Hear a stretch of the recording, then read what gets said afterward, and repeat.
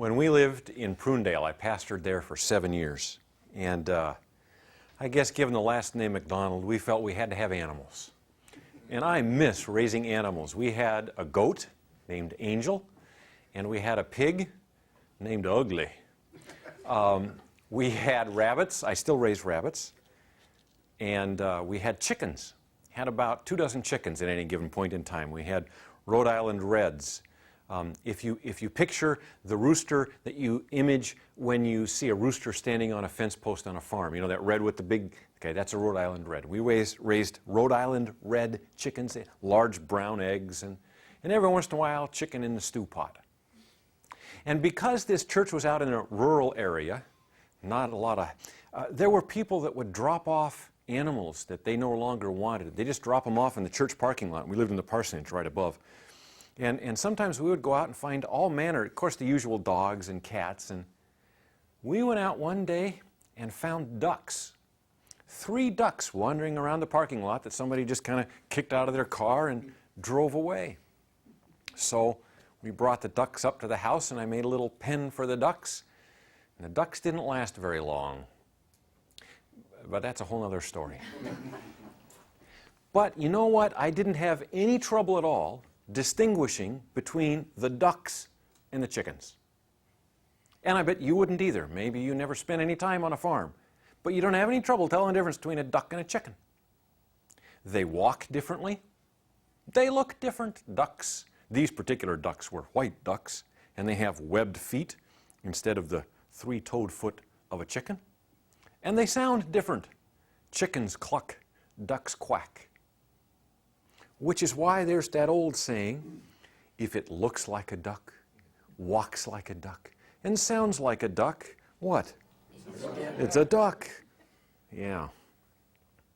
Hey, so far, we have decided that we're going to use a literal hermeneutic, or normal hermeneutic.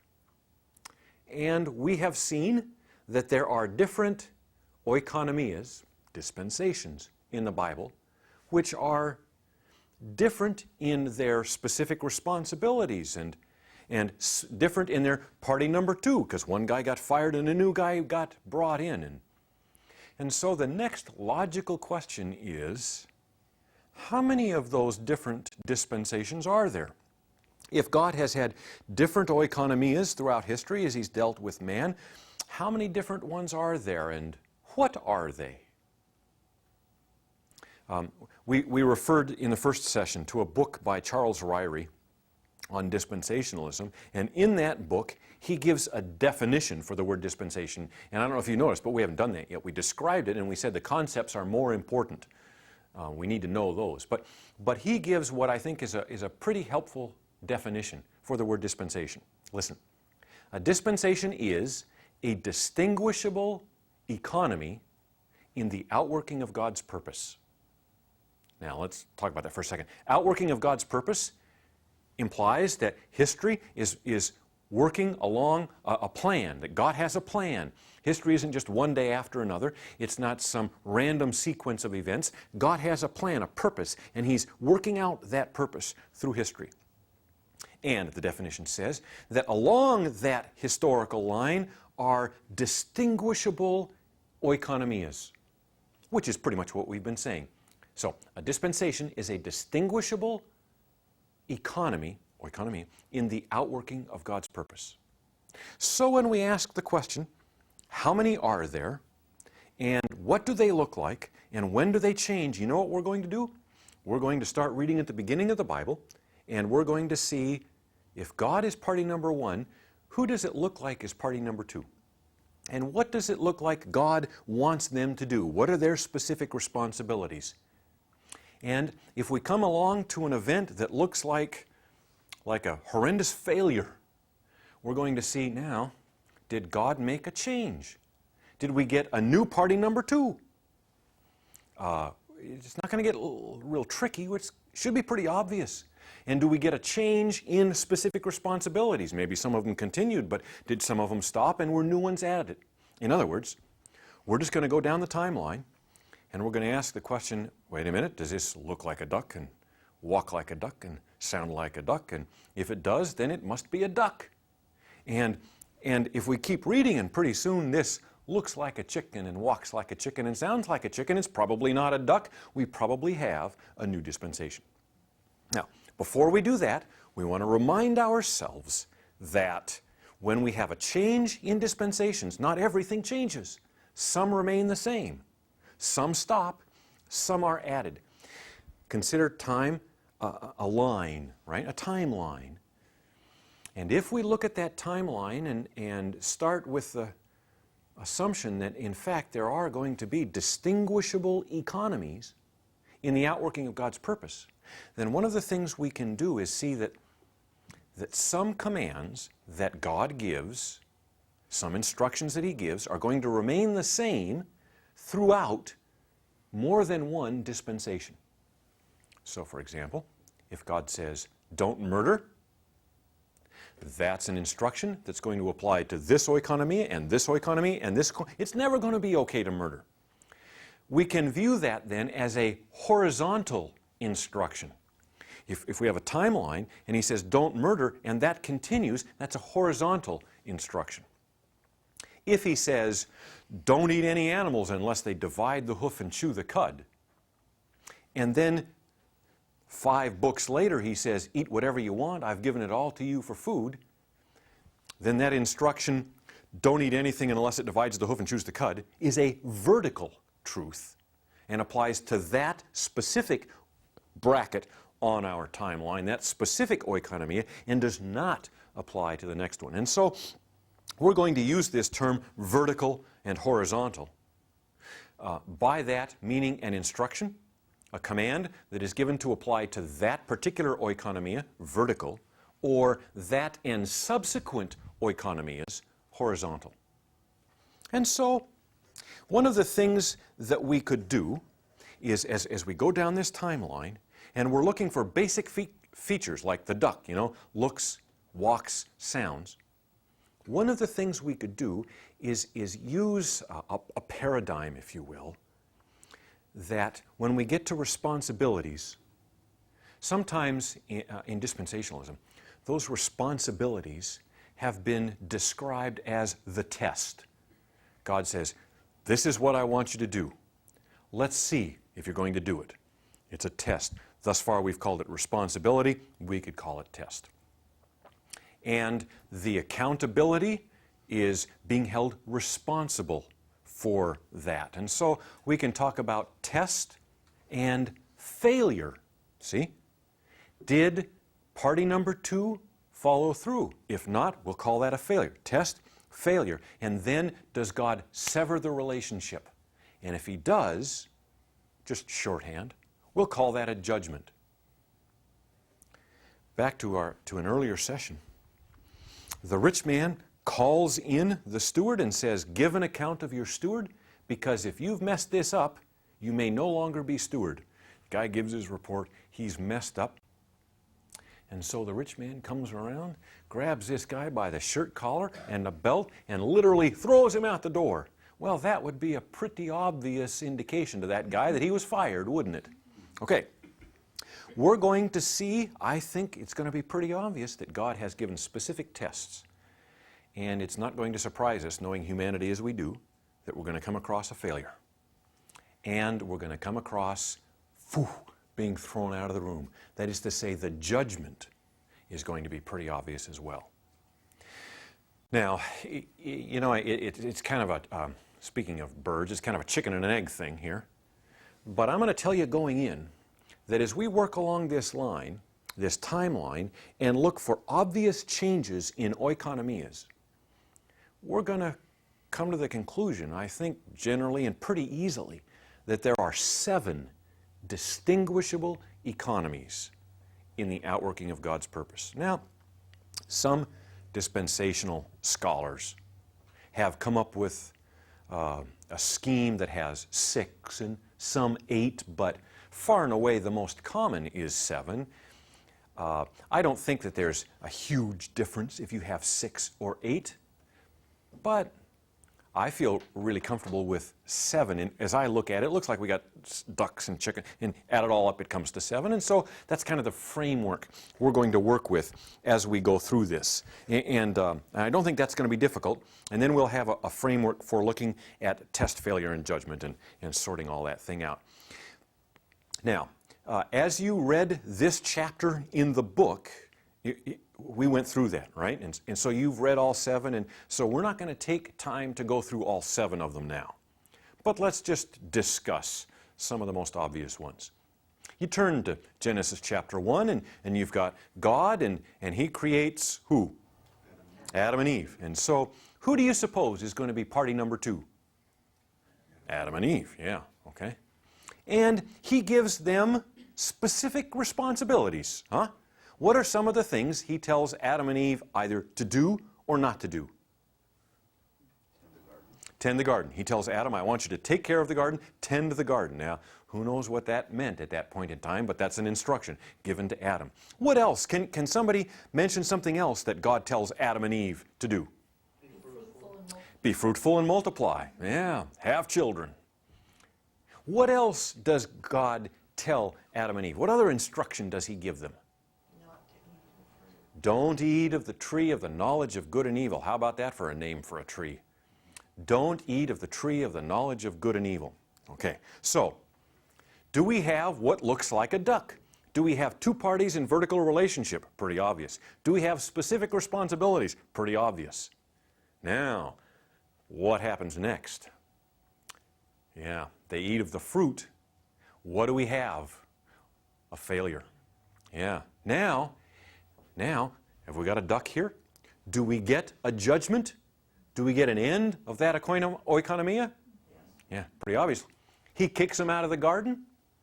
The penalty of death, a pain in childbirth, toil and labor to tend the earth. Sure, we've got a pretty obvious test, failure, judgment.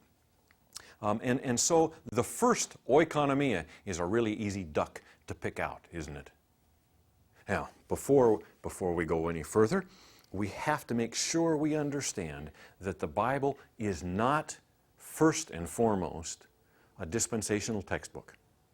The Bible is not about dispensationalism. Understanding dispensationalism will help us understand the Bible, but the Bible's primary message is not dispensationalism. Incidentally, that's a fascinating discussion. What is the Bible's essential message? What is the main point He wants to get across? We'll save that for another video series. But the point I'm trying to make is because the Bible is not primarily a dispensational textbook, we're not going to see as obvious a duck, a test, failure, judgment scenario as we do with this first one. Some of them, we may wonder, well, we're not exactly sure what the judgment was, or we're not exactly sure what the specific failure. That's okay. We'll be able to come reasonably close, but if we can't nail it spot on, that's okay, because that's not the Bible's purpose. Nonetheless, the general principle applies. Okay, so who was party number 2 in the first oikonomia? Adam and Eve. Good. Now, for the sake of future discussions, we're going to give this oikonomia a name so that if we're talking about it next week, next month, next year, we can use this name and we'll be able to understand what we're talking about. We're talking about Adam and Eve in the Garden of Eden, those specific responsibilities, and that eventual failure. Now we're back to that problem of naming things again, and I'm still Craig and I'm not Charles. And dispensationalism didn't just show up last week. It's been around for hundreds and hundreds of years. And in fact, they've given these different dispensations names that are sometimes good names, and frankly, sometimes they're not so good names. A name, it seems to me, the name of a dispensation should identify some key element of that dispensation. And this first one is called the dispensation of innocence. Do you think that's a good descriptive name or not? Yeah, I don't think it's a particularly descriptive, apt name. But we're stuck with it because for hundreds of years, that dispensation has been called the dispensation of innocence. And so from now on, when we talk about the dispensation of innocence, that's what we're talking about. Now, another interesting thing that can be done as we go down our timeline, and again, we won't have time to do all of that in this session, but you can, some of it's in the chapter in the book, and some of it you can work on your own, is to identify the point in the Bible where that particular dispensation begins and the point where it ends. This one's easy. Genesis 1:1, okay, we can begin there because there's nothing before that. That's a pretty obvious beginning. Where does it end? And here we've got a little detail we have to kind of iron out. The judgment. We have test, failure, judgment. Should we consider the judgment part of that oikonomia, part of that dispensation, part of the next dispensation, or something in between? It probably doesn't make a lot of sense to make it part of the next dispensation. And we could put it in between, and it really doesn't make any difference. For the purposes of our discussion, just so we're consistent, we're going to say that the test, failure, judgment go within a dispensation. Then the next dispensation will have its own test, failure, judgment, and so on down the line. You can do it any way you want, but that... And so we'll put the judgment as the last part of a dispensation. Now, as long as we're talking about this, what begins the next dispensation? Think back to our rich guy who has a steward that works for him, and he's canned to the last one, and he brings in a new one. What's the first thing that has to happen when he brings in a new one? Orientation. He has to give him instructions. He has to tell him, here are, in this case, the new responsibilities, right? That's what happens when you get hired for a new job. The first thing you do is go into your boss and he tells you, this is how the place works and this is what I want you to do and this is what you'll be held accountable for. And so when we're reading the Bible, we will see God communicating to a new party number 2 what the rules and regs are for that oikonomia.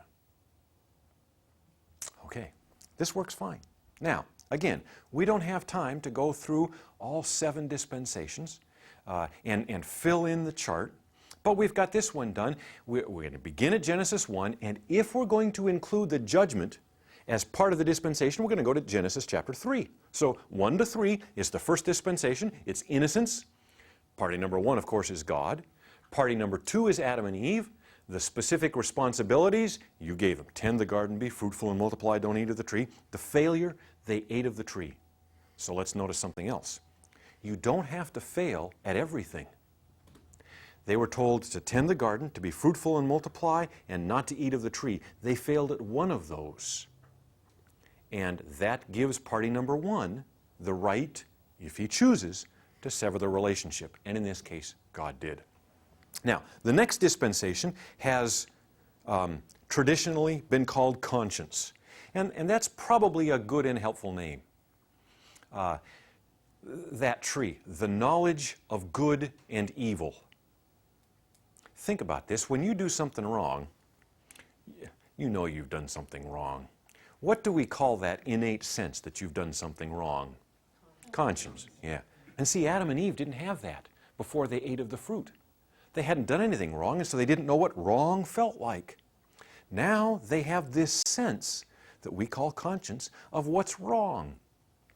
There is no chapter and verse where God says, this is the specific responsibility, this is the test for the next oikonomia. But as we read the next few chapters of Genesis, it does seem to be that God expects mankind to respond to his conscience, to just behave himself. Okay? He has a sense of what's right and what's wrong. And that's why this dispensation has been called the dispensation of conscience. In the first dispensation, we said party number 2 is Adam and Eve. Who is it in the next dispensation, the dispensation of conscience? Everybody. Yeah, everybody has a conscience, and so we get all of Adam and Eve's descendants, Cain and Abel. Oh, Cain and Abel. So, did Cain respond to his conscience? Not hardly. In fact, I don't know if you remember this, but when he killed his brother, God went to him and said, so, why is your face downcast? You know why his face was downcast? His conscience was bothering him. He'd killed his brother. Yeah, see, the conscience is kicking in. And God says, if you do what is right, but if you do what is wrong, and he continued to do what is wrong.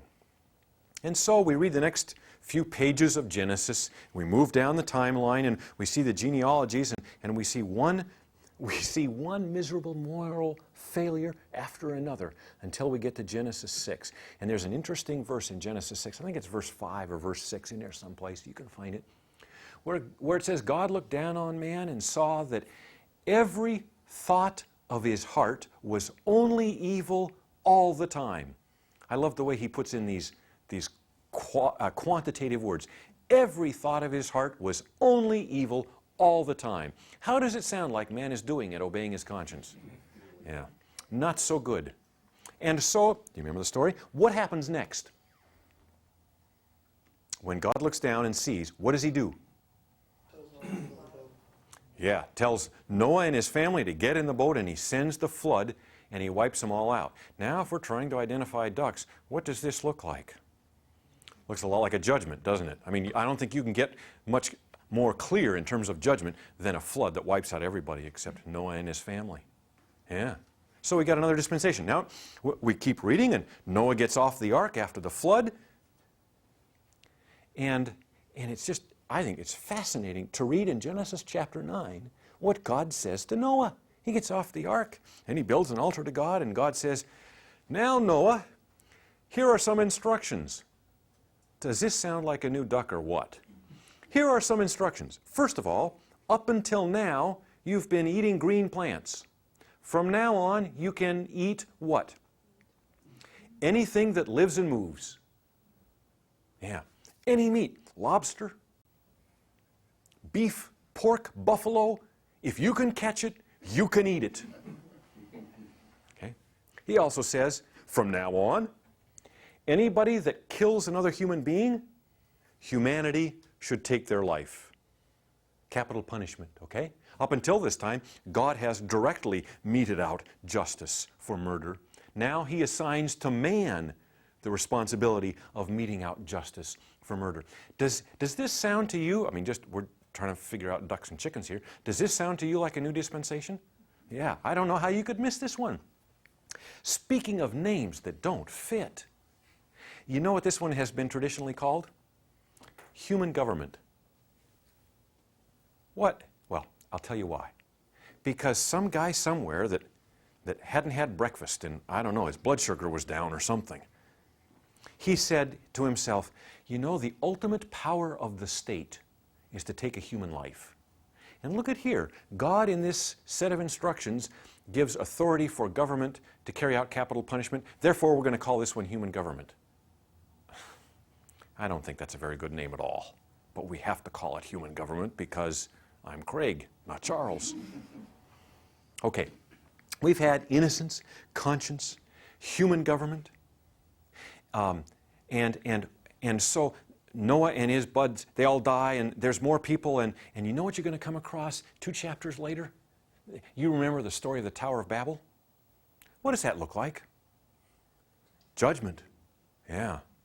And you turn the page, basically, from the Tower of Babel, and you get God saying to Abraham, I'm going to start something new.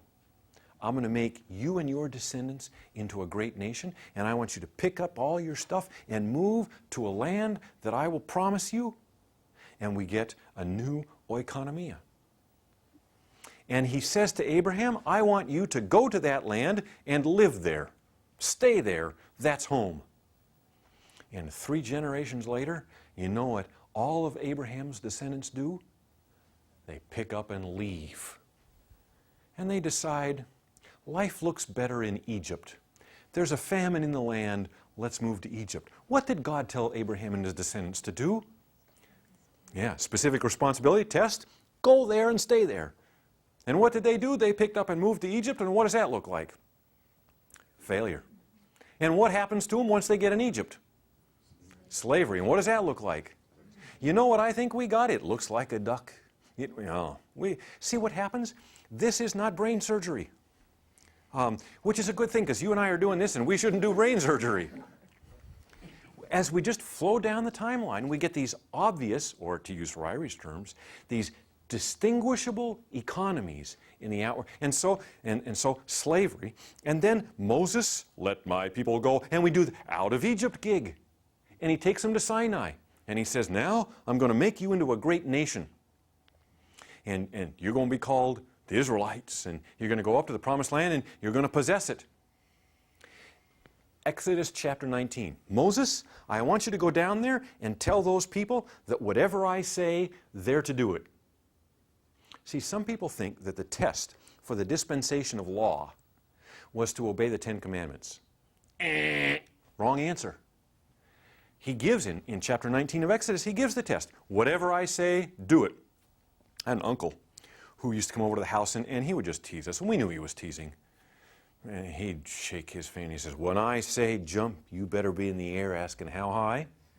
And when I say run, you better be down the street asking how far. Now, he was bullying. We knew he was kidding. It was all a game, and we had great fun with it. But that's essentially what God is saying to Israel.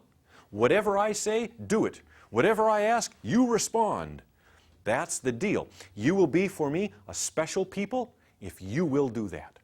Now, this is called the dispensation of law. Not a particularly good name, because just that name implies that keeping the law was the test, but it was much more than that. That was just one of the things. Basically, it was, whatever I say, do it. And do it now. So, again, the dispensation of law isn't a particularly good name. But he said, Israel, you will be my special people, my treasured possession, if you do what I say. Now, I have a question.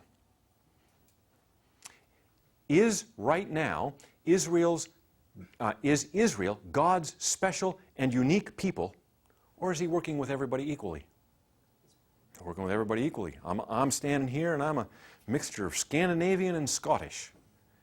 And there's no Jewish blood in me, and yet I am a child of God and enjoy all the rights and privileges as a child of God. What does that suggest? That somewhere God made a change between that dispensation of law where he was dealing uniquely with Israel as his special people, and now when even a Swede can be special in God's sight. And if we read the Bible, and if we use a literal hermeneutic, you know what we're going to see about the future? There's a time in the future when once again God is going to deal with Israel as his special people. And he is going to come back to earth, and he is going to set up a kingdom from Jerusalem. And all the world will hear the gospel from the Jews. And what does that suggest? That this present dispensation is going to end as well. And a new oik. And so, as we work down this line, we discover 7 distinguishable economies in the outworking of God's purpose. Now, why is this important? Last year, we drove from Seattle to Grand Rapids, Michigan. A set of circumstances I don't need to go into. We drove straight through. You can drive from Seattle to Grand Rapids, Michigan in, I think it took us 37 hours. We stopped for gas in the drive-thru, and other than that, we just kept going. We left Seattle at 11 o'clock at night, and somewhere around 1 or 2 in the morning, I got pulled over in eastern Washington. And this particular law enforcement fellow wanted to know if I was aware how fast I was driving. And I said, yeah, I got the cruise control. And he said, what do you have it set at? I said, I have it at 77. And he said, well, I appreciate your honesty.